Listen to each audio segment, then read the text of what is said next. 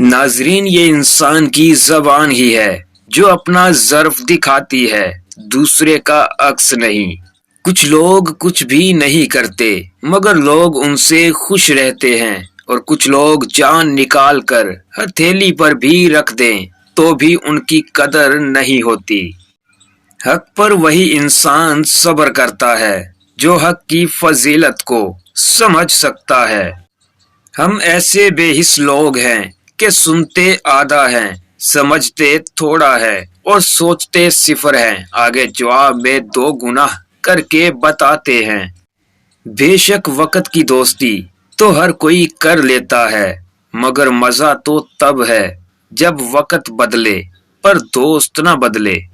ناظرین، ایک لقمے کو ہمارے پیٹ میں پہنچنے کے لیے اللہ نے بھی کتنا خوبصورت نظام بنا دیا کہ گرم ہو تو ہاتھ بتا دیتے ہیں، اور سخت ہو تو دانت بتا دیتے ہیں، باسی ہو تو ناک بتا دیتی ہے۔ بس فرق ہم نے خود کرنا ہے کہ حرام ہے یا حلال۔ یہاں تو ایک پتھر کی بھی تقدیر بدل سکتی ہے، مگر شرط یہ ہے کہ اس کو سلیقے سے تراشا جائے، اور کسی کے برا کہہ دینے سے ہم کبھی برے نہیں ہو جاتے اور نہ ہی اچھے۔ اور تم کسی کے مخالف ہو تو بھی اس کو تمہاری مخالفت کا پتہ ہونا چاہیے، کیونکہ درمیانی راستہ منافقت والوں کا ہوتا ہے۔ اگر تم کسی کے ساتھ ہو تو اس کو تمہاری موجودگی کا علم ہونا ضروری ہے۔ حضرت علی سے پوچھا گیا کہ یا علی، کیسے پتہ چل سکتا ہے کہ کون زیادہ قیمتی ہے؟ تو اس پہ حضرت علی نے فرمایا کہ جس میں جتنا زیادہ احساس ہوگا وہ اتنا زیادہ قیمتی ہوگا۔ آپ کا شمار خوش نصیب لوگوں میں ہوگا اگر آپ آدھے خالی گلاس کو آدھا بھرا ہوا دیکھنے کی صلاحیت رکھتے ہیں۔